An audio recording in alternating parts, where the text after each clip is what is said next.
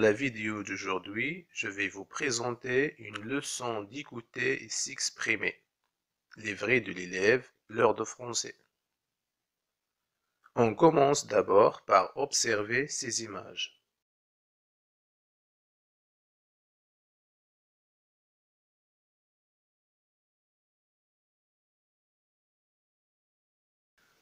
Que représentent-ils? Oui, ces images représentent des villes historiques marocaines. Oujda, Fès, Meknès, Marrakech, Essaouira, Taroudant, Rabat, Tanger, Tiznit, etc. Maintenant, prenez vos livres à la page 25. Dans cette leçon, je vais vous expliquer comment faire oralement un récit en respectant la chronologie des événements et comment rapporter des événements historiques. Maintenant, je vous invite à observer cette page. De combien de textes s'agit-il? Oui, très bien. On a deux textes, texte 1 et texte 2. Du premier coup d'œil, que comportent les deux textes?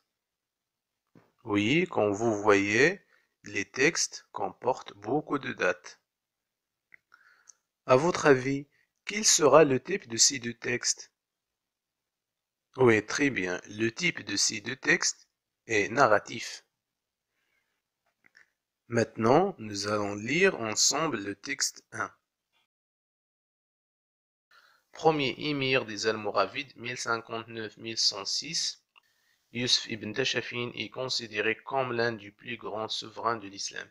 C'est à lui qu'offrirent l'appel al-Mu'tamid ibn Abbad et d'autres rois des Tawaïf menacés par la reconquête chrétienne après la prise de Tolède 1085. Il débarqua aussitôt en Espagne à la tête de son armée. Il livra bataille à Alphonse VI, roi de Lyon et de Castille, qu'il mit en déroute à Sagrajas ou Zalaga en 1086, et revint à Marrakech chargé de butin et comblé d'honneur. Mais son entente avec les émirs d'Espagne fut de courte durée. Il dut bientôt repasser le détroit de Gibraltar 1091 et entreprit d'unifier sous son autorité l'ensemble des territoires musulmans d'Andalousie. À sa mort, seuls les Bénioud de Saragosse demeuraient encore indépendants du pouvoir central almoravide. Maintenant, je vais vous poser quelques questions pour contrôler votre compréhension du texte. La première question. Quelle est la personnalité dont parle le texte? Oui, le texte parle de Yusuf ibn Tashfin. Quel poste a-t-il occupé? Oui, c'est le premier émir des Almoravides. En quelle période? Oui, c'est 1059-1106. À qui déclare-t-il la guerre? Oui, il a déclaré la guerre à Alphonse VI, roi de Lyon et de Castille. Quelles sont ses réalisations en Espagne? Oui, très bien. Il a unifié sous son autorité l'Andalousie. À quel temps sont conjugués les verbes du texte? La plupart des verbes du texte sont conjugués au passé simple. Quels sont les moyens employés par l'auteur pour maintenir l'ordre chronologique? Oui, ce sont les indicateurs du temps et les dates. On passe à la rubrique Je comprends pour répondre aux questions du texte 1. La première question. Quelle est la source du texte? À quel genre appartient-il? Oui, ce texte est extrait d'un ouvrage d'Hachette, publié en 2001. Il appartient au récit historique. Deuxième question. Donne un titre à ce texte. Les titres possibles sont Yusuf ibn Tashfin, la vie de Yusuf ibn Tashfin. Revenons au texte pour lire le texte 2. Fondé par Zéri ibn Atiyah, chef zénith de la tribu du Maghrawa, vers 994 au centre de la plaine des Angad. Oujda est demeuré pendant 80 ans le siège de la dynastie de son fondateur. Ensuite, la capitale de l'Oriental se retrouve sous le pouvoir des Almoravides puis sous celui des Almohades. détruite en 1271 par le sultan mérinide Abou Yaqub al-Marini.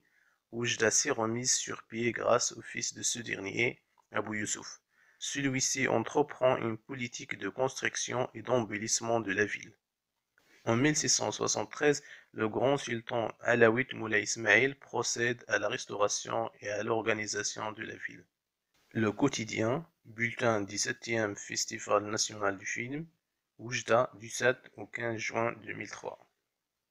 Maintenant, les questions de compréhension du texte. La première question, quelle est la ville en question dans ce texte?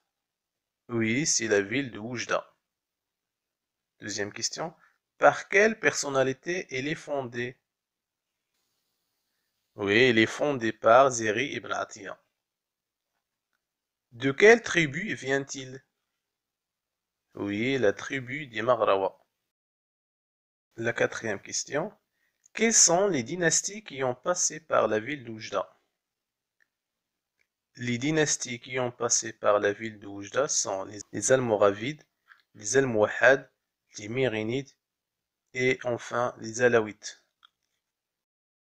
Quels sont les moyens employés par l'auteur pour maintenir l'ordre chronologique? Oui, ce sont les indicateurs du temps et les dates. Quel est le genre de ce texte? Oui, très bien, c'est un récit historique. Revenons à la rubrique Je comprends, cette fois-ci pour répondre aux questions du texte 2. La première question, quelle est la source du texte? À quelle occasion a-t-il été publié? Ce texte est extrait d'un journal appelé Le Quotidien. Il a été publié à l'occasion du 7e Festival national du film qui a eu lieu à Oujda du 7 au 15 juin 2003. Deuxième question. D'après ce texte, le récit historique raconte-t-il toujours la vie d'un personnage? Non, un récit historique peut aussi raconter l'histoire d'une ville, comme ce texte qui raconte la fondation d'Oujda et son développement. Maintenant, nous sommes arrivés à la dernière étape de cette leçon. Il s'agit de la rubrique Je m'exprime. Mais avant de réaliser cette activité, il faut savoir qu'il y a deux façons de rapporter des événements historiques. On peut le faire par oral ou par écrit. Alors, les activités qu'on a dans la rubrique Je m'explique, il s'agit d'activités orales. La première activité, tu connais sûrement l'histoire de personnages importants dont la vie a été comme celle de Ibn Tashfin, animée et exemplaire.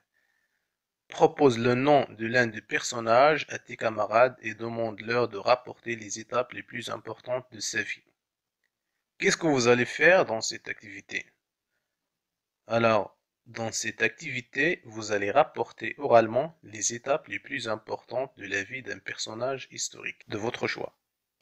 Deuxième activité, la plupart des villes marocaines ont une histoire riche. Échange avec tes camarades des informations sur les cités que vous connaissez ou sur les capitales de vos régions d'origine, puis raconte à la classe l'histoire d'une de ces villes. Alors la tâche demandée dans cette activité, c'est de raconter l'histoire d'une ville marocaine. Pour réaliser cette activité, je vous propose les exemples suivants.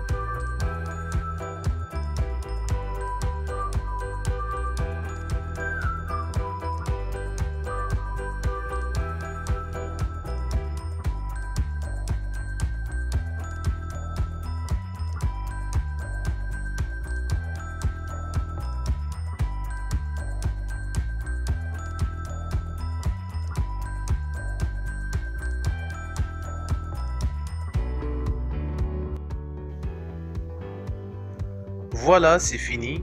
Si vous avez des questions ou des remarques, n'hésitez pas de les poser dans les commentaires. Et n'oubliez pas de vous abonner sur notre chaîne et de nous faire like si vous aimez la vidéo.